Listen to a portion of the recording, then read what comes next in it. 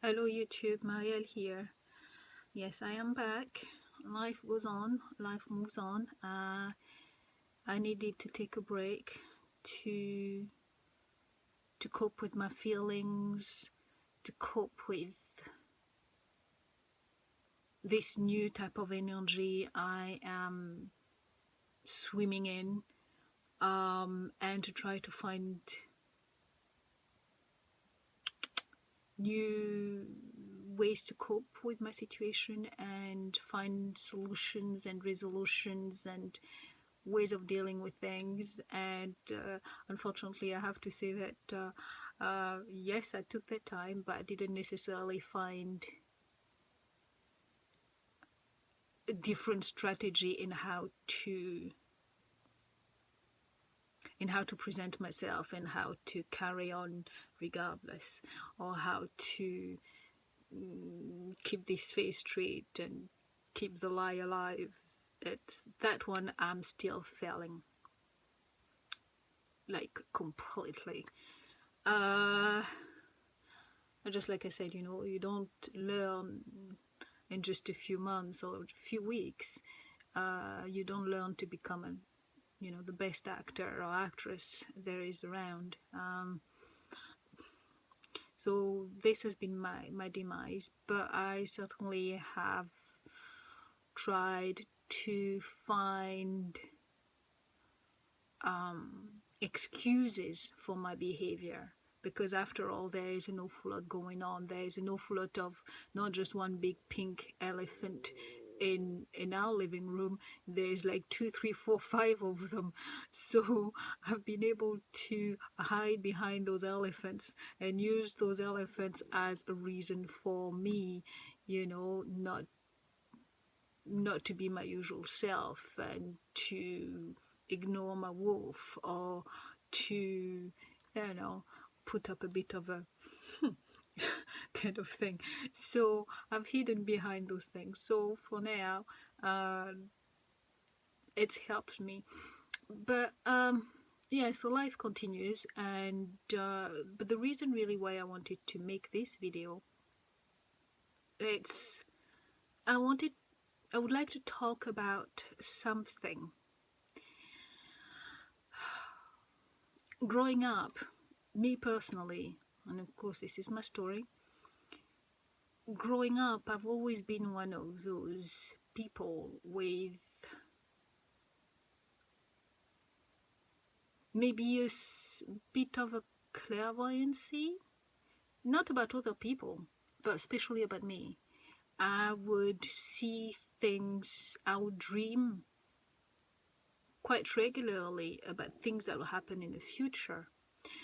And over time, because it happened so often, I ended up developing a system to actually make the difference, to help me make the difference and segregate it, and to make the difference and segregate the different qualities of my dreams.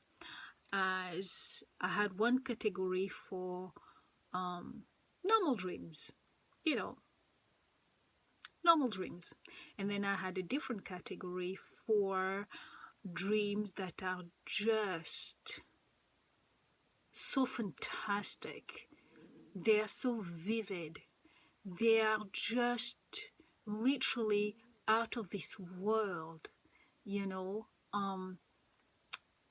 one of them will be hearing songs, hearing people sing, hearing music that is just extraordinary, and seeing places and things. I mean, I cannot go into that. They are just extraordinary and just fantastic. And I had a category therefore for those dreams. And then I had a category that was just within the bounds of my reality, which over time I realized those dreams were just did not belong in the category of just normal dreams, and did not belong in the category of just, whoa, fantastic and completely out of this world type of dreams. Those dreams, over time, I realized those dreams had a quality of normalcy about them. And they had a feeling, usually when I woke up, or usually when you have that sense of knowing, that certainty, that just, you wake up, I just rise from those dreams, and I just know. I just know, like I know that, I am a Black woman, like I know that my name is Mael, like I know that I was born in such and such day and I belong to this, and like you can't rub it off me. I just know. And those dreams always had that quality. And then, and slowly over time, surely enough, eventually those dreams, I realized, they would come true. They would come true. And therefore, those dreams, the category of those dreams, turned into becoming my prediction box. I mean, it started when I was very, very, very young. So developing that system, I developed that system by the time I was like, once I really kind of, my consciousness realized that those are not just random dreams. I have to, pay attention to them. I was probably about 7 or 8 or something like that. And I certainly would like to share with you some of those dreams, and they've been a very significant in my life. And this particular one I would like to share with you is about one that I saw when I must have been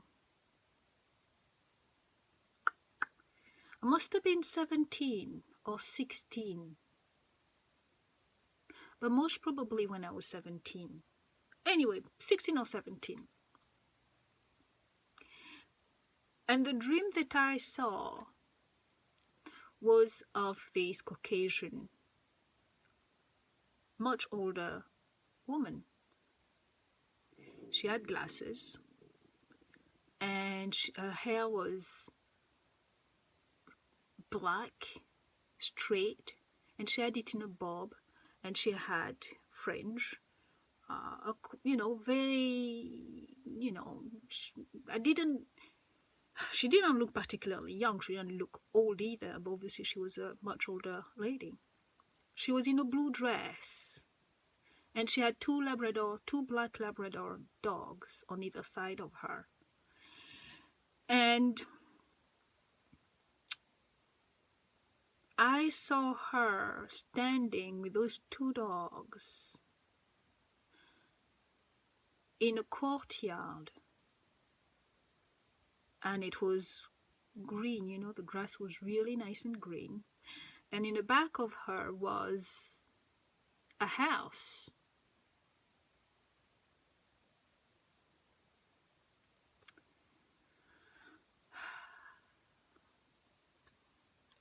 And I woke up from that dream, and I had that feeling that woman was important. That woman was important.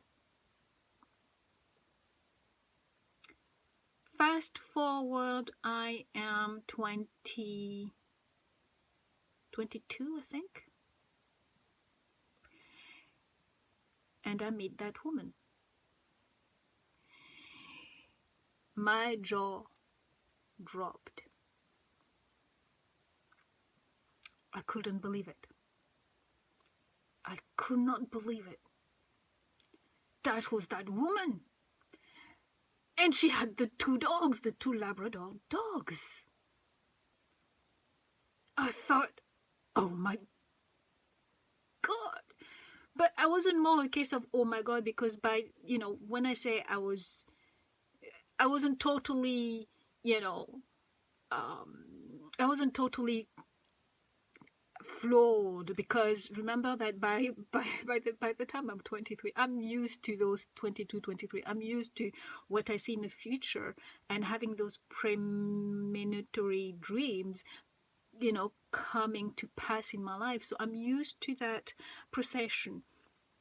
But still, it's a magical moment when something that you dreamed so many years ago suddenly comes to pass. It really feels magical. So I was in that state when I met her, and I couldn't believe, and I was ecstatic. I was I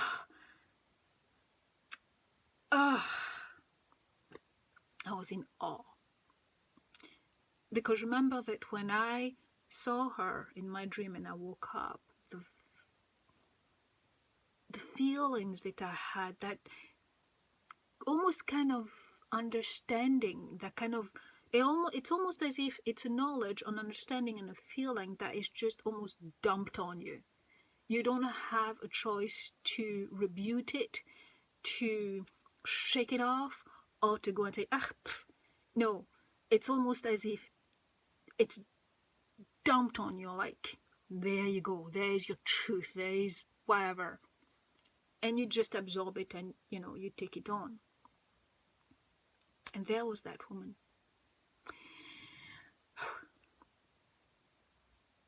I would like to go and say, guess who she was, but there's no way there's no way for you to know, so I'm just gonna have to say it. That woman was my wolf's mother. It was my wolf mother. And time passed, and as I got to, the months or weeks, maybe, I don't know what happened, how long that turned out to be, she put on that blue dress. She put on that blue dress, and it turned out that blue dress was her favorite dress. Then, many months later, we passed in a town where my husband, my wolf, grew up, and so we passed, it's the same place, and we were passing, and she just pointed out to me, and she told me, oh, by the way, look at this place, Marielle, just look at it, this is where I got married. The house that I saw her in my dream, that was standing behind her, was basically the church she got married in. It was the church. The lawn, the grass, the whole place was exactly the same. Only one thing was missing. It did not appear in my dream at the time. Was the graveyards that were spotted all along the front lawn of that church. They were all over the front lawn. That did not appear in my dream.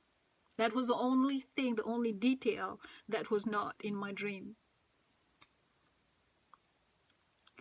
And when actually my wolf and I were, looking for places to get married, this is one of the places. She actually eventually even told me, but why don't you get married there? It'll be nice. I got married there with my husband, your future husband's father. It'll be nice. And I was like, no, thank you. I don't think I would like to, be in my wedding dress all nice and white and walk amongst the dead. No, that's not for me. Thank you, but no thank you.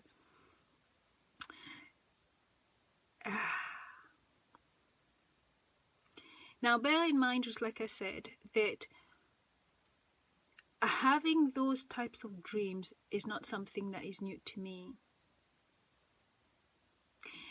And for a very long time, I kept thinking, asking myself, why did I feel she was important? Why did I see her? What's the message? What's the connection? What's the meaning? What is it I'm missing?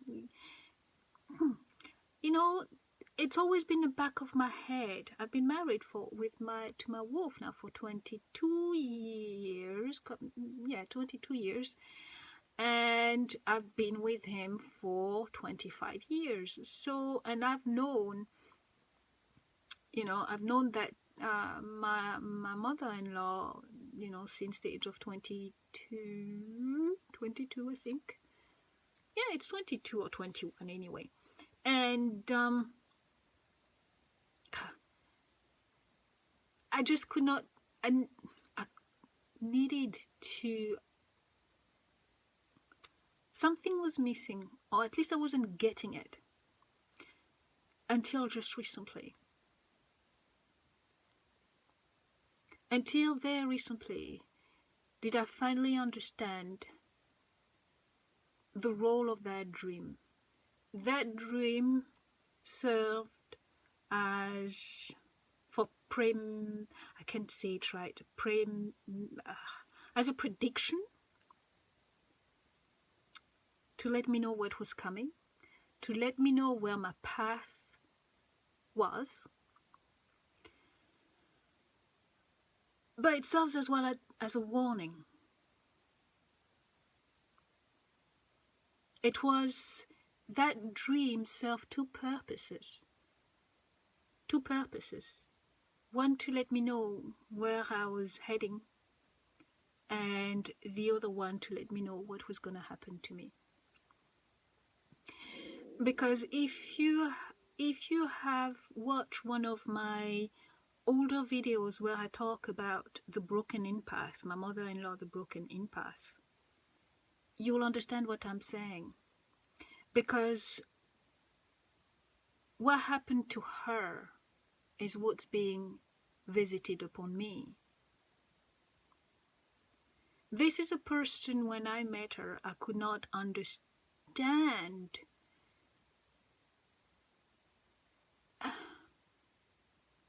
I very much loved her, and we connected we connected instantly. Well, I connected with her because because of that dream, having seen her before I met her. And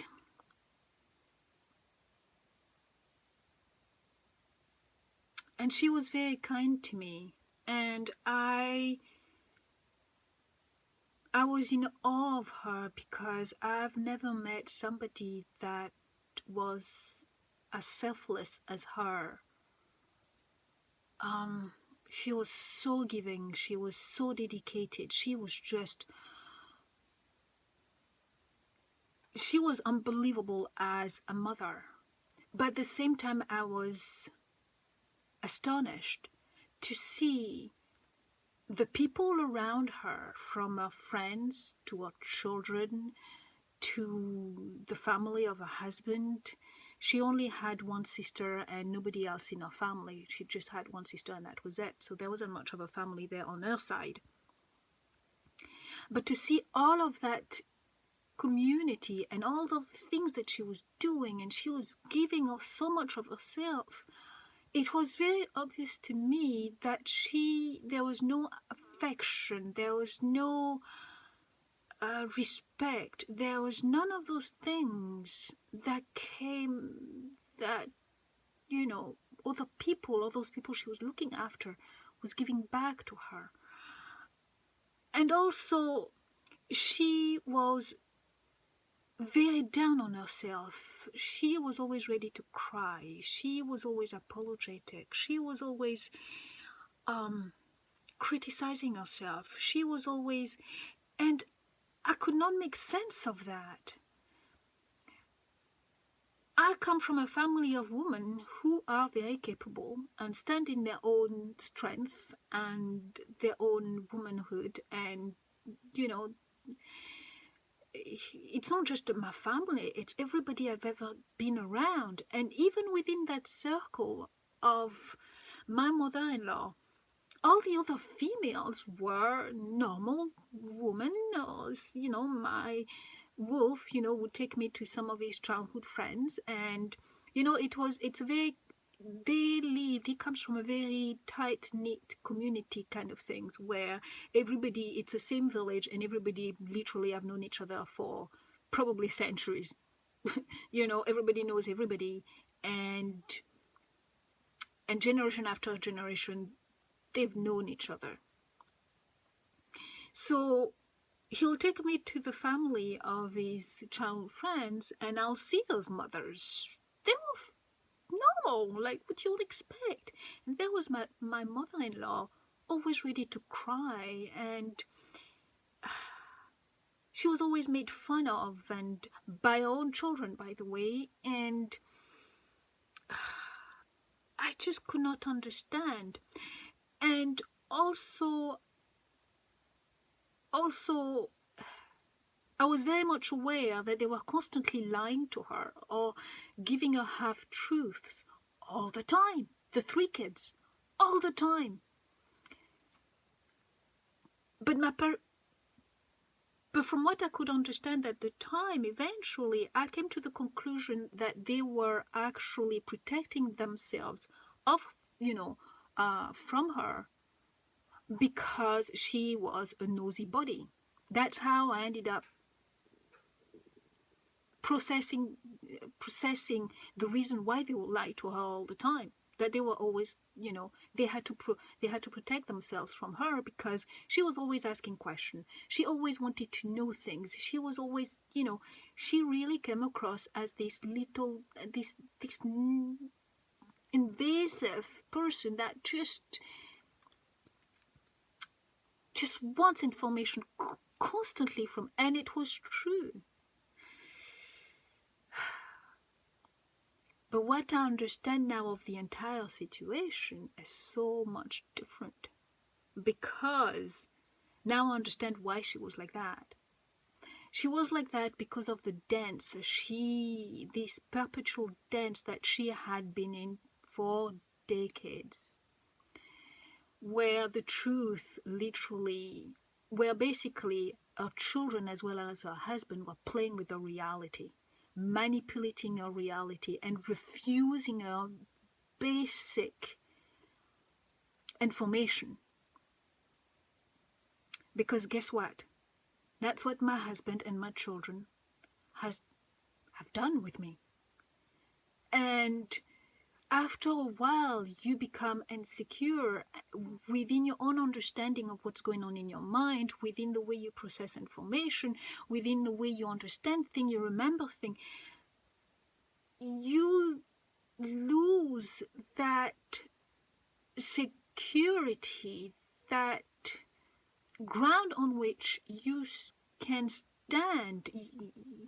You no longer really, you lose sense of where your cardinal points are within your life. It's so hard, and before you know it, you feel the need to want to be reassured, to ask other people, to get that reaffirmation of what is the norm, is normal, and it's real.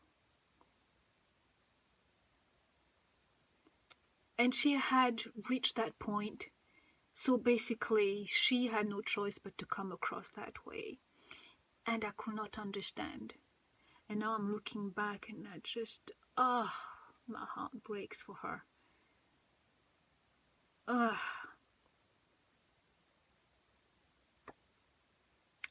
That dream, she was an omen. She was a prediction, premonition. There's the word. Premonition, prediction. And she was an omen. All at the same time. So the real question here is, goes into the territory of soulmate, destiny. Was I really supposed, therefore, then to meet my husband? Was he supposed to be part of my life? Am I really, really supposed to go through this? Is all of this pain, all of this torment, all of this disappointment, all of this loss supposed to be part of my journey? Does that mean, therefore, that what he's doing to me is divinely created, foretold? Or best yet, I chose it? Those are very, very difficult questions. But at the same time, don't get me wrong, I've never been the kind of person who just goes and think, oh, let me give you my other cheek, go on, slap me. I've never been that kind of person. Yes, I've been very stupid, but I've been stupid and beyond reason because it was within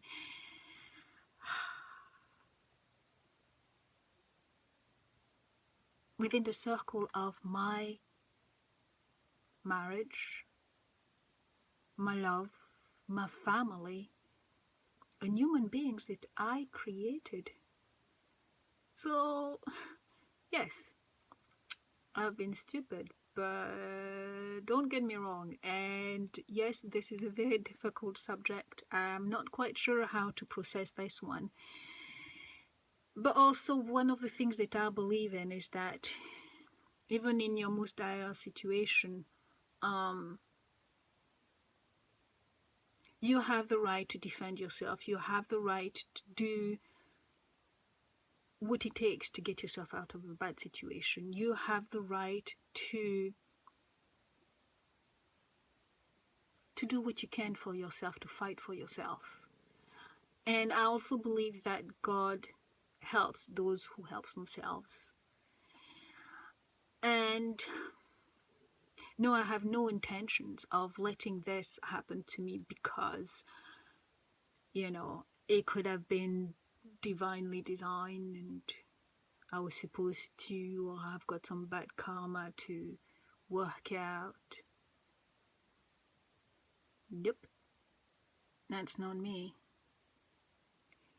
And